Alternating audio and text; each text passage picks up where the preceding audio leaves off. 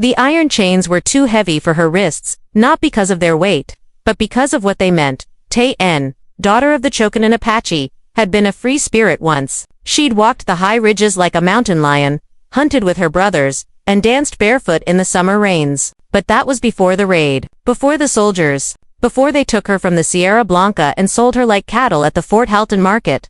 Now she stood, wrists bound, tethered to a fence post like an animal, while ranchers and traders circled the auction block. They poked at her, spat at her feet, made offers she didn't understand, in full but understood enough.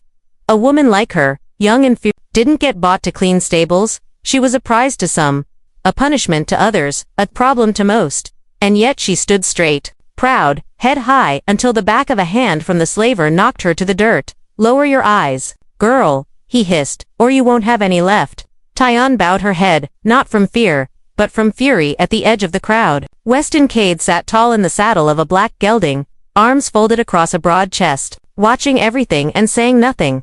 He hadn't come to Fort Halton for trouble, just salt, nails, and a new axe handle. But then he saw her. The girl. Apache. Young, dirty, barefoot, shackled, but not broken. Not yet. Something about the way she looked at that slaver, not with fear, but fire, stopped him cold.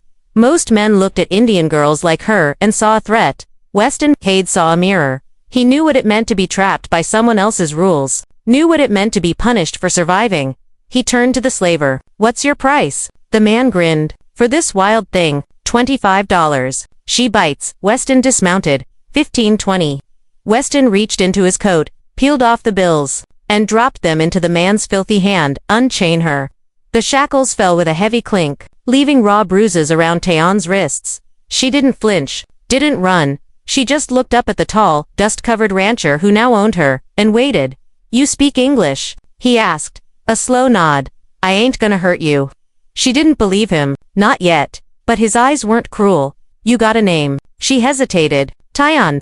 "Well, Tay-En," he said, tugging gently at the reins of his horse. "You're cumin with me." She didn't move, so he stepped forward and did something that stopped the entire market square cold. He reached out, slow, open-palmed, and lifted her chin. Her face was sunburned, her jaw tight, eyes full of distrust. But she didn't pull away.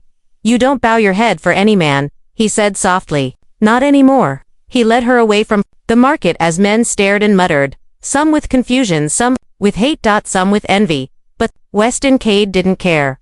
Because something inside him had shifted the moment he saw her. He didn't know what she was to him yet. A debt to pay, a redemption to chase, or something more dangerous. Back at Cade Ranch, Tay-En sat on the edge of a straw-filled bunkhouse bed, clutching a wool blanket Weston had handed her. She didn't eat the stew, didn't drink the water, just stared at the flames in the hearth like they might speak to her ancestors. Weston stood outside, smoking a hand-rolled cigarette, watching the stars. "She run," his ranch hand muttered. "Maybe," Weston replied. "You gonna stop her?" Weston exhaled slow. "No." "Why not?" "Because if I chain her, I'm no better than the bastard who sold her." But Tay-En didn't run. Not that night, not the next. Not the next. Something in the way Weston looked at her, not with pity, not with ownership, but recognition, made her stay. Not safe, but maybe, safer. She was still shackled by memory, by loss, by pain, but for the first time since the raid, someone had lifted her chin and looked her in the eye. And that meant something. Days passed like drifting smoke over the Cade Ranch, each one heavy with silence. Tay-En moved like a shadow, quiet, watchful, and always just beyond reach. She spoke little English, and Weston spoke less Apache, so words were sparse. Instead, they communicated in looks, gestures, and a growing respect neither had expected. One morning, Weston found Tay-En standing by the corral, her fingers tracing the worn wood fence as if memorizing its grain.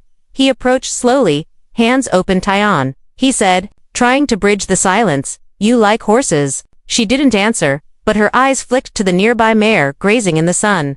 "Come," he said gently, "meet Daisy."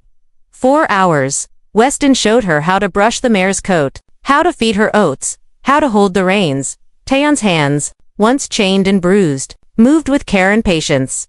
The mare nuzzled her palm, and for the first time, Tay-En's lips curved in a faint smile. That evening, sitting by the fire, Weston shared stories of the land, how the river fed the fields, how the winds changed with the seasons, and how a man could learn to live with the earth, not fight it. Tay-En listened, eyes reflecting the flickering flames, her silence deeper than any words. Slowly, Weston understood the language of her silence. It was grief, it was anger, it was a soul held prisoner by more than chains. One night, a storm rolled in, lightning ripping the sky. Taeyeon woke, heart pounding with memories of gunfire and screams. Weston found her shivering on the porch. He wrapped a blanket around her and said nothing. In that quiet moment, she let him touch her hand. Weeks turned into months. Taeyeon's single quotes as strength grew. Her spirit, once bowed, began to rise. Weston's patience never wavered, and the ranch, once a place of hardship and hardship alone, became something new. A place where two broken souls began to heal. But outside the boundaries of the ranch, shadows loomed, enemies from the past whispered threats, and the land, unforgiving as ever, held its own dangers. Taeyeon wasn't just a captive anymore. She was a woman, a fighter, a promise of something fierce and free. The wind carried the scent of danger long before the riders appeared over the ridge. Weston spotted the dust clouds on the horizon, eyes narrowing beneath his wide-brimmed hat. "Trouble's coming," he muttered. Taeyeon stood beside him, her gaze sharp and steady. She had learned much since arriving at the ranch: how to hold a gun, how to read the land, how to stand her ground. The men who rode up weren't friendly, they were bounty hunters. Mercenaries sent by those who still wanted Taeyeon back. Chains or no chains, she was a prize to be claimed. Weston met them at the gate, hand resting near his revolver. "You boys lost?" he asked, voice calm but hard as the rocky soil. Beneath their boots, one of the riders spat on the ground. "We're here for the Apache girl. You got her." Weston's gaze hardened. "She's with me now." Funny how a rancher suddenly takes interest in a captive. Weston smiled coldly. "She's not a captive." Taeyeon stepped forward, hand on her own gun. "You ain't taking me anywhere," she said, voice steady. The tension cracked like a shotgun blast. Shots rang out. Taeyeon ducked behind a barrel, heart pounding, but Weston covered her, his aim true. The bounty hunters scattered, some riding off, others dropping to the ground. After the dust settled, Taeyeon looked at Weston, gratitude and something deeper shining in her eyes. "You saved me." "No," Weston said quietly. "You saved yourself." That night, as the stars blinked over the ranch, they sat side by side. For the first time, Taeyeon spoke in her own words. "Freedom isn't just chains off the wrists," she said. "It's the choice to stand and fight." Weston nodded, and the strength to hold on, even when the world wants to break you. Their bond was no longer silence and suspicion. It was trust. It was fire. It was the beginning of something neither had dared to dream. The days after the attack passed in a blur of sweat and healing. Taeyeon's wrist bore fresh bruises not from chains, but from the fight she'd put up to defend her. Freedom. Weston tended to her wounds with a gentleness that surprised them both. "You're stronger than you look," he said one evening, lighting a lantern outside the bunkhouse. She looked up from the fire, shadows dancing across her face. "I had to be," she replied, "to survive." Their nights grew quieter, filled with unspoken words and shared glances. Taeyeon was learning what it meant to trust not just the land, but the man who had claimed her not as property, but as a woman. And Weston found himself drawn deeper into the wild heart before him, a heart that refused to be tamed. One afternoon while riding along the riverbank, Taeyeon stopped and looked at the water. "Back home, this river would sing with life," she said softly. "Here, it feels different." Weston nodded. "The land's different here, but it can grow, like people." She turned to him, eyes bright. "Do you think I can grow too?" He smiled and lifted her hand. "You already are." But freedom was not without its costs.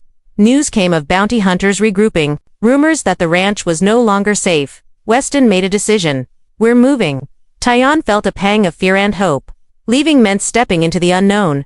But for the first time, she wasn't chained by fear. She was unchained by love. As they rode toward the rising sun, Taeyeon let the wind carry away the last of her chains, her head held high, her heart unchained. The trail to Cedar Hollow stretched endless beneath the blazing sun, but neither Taeyeon nor Weston noticed the heat.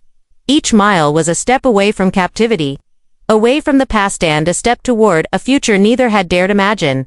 Taeyeon rode beside Weston, her gaze steady on the horizon. She felt the weight of the chains gone, replaced by the promise of something new. The ranch at Cedar Hollow was wild, untamed, and just right for two souls craving freedom. When they arrived, the land welcomed them with open arms, rolling hills, whispering trees, and a river singing a fresh song. Weston handed Tyon the reins. Make this your home. In the days that followed, Tyon learned the rhythms of the land, not just surviving but thriving. She planted seeds, repaired fences, and learned to trust the soil beneath her boots. And Weston watched, pride shining in his eyes. One evening, beneath a canvas of stars, they sat by the fire. Tyon rested her head on Weston's shoulder. I never thought I'd have a place to call home, she whispered. Weston kissed her forehead. You've had one all along? Their love wasn't a story of chains or captivity. It was a story of strength, trust, and freedom. Of a rancher who saw a girl shackled not just by iron, but by fear, and raised her head to face the world. Together,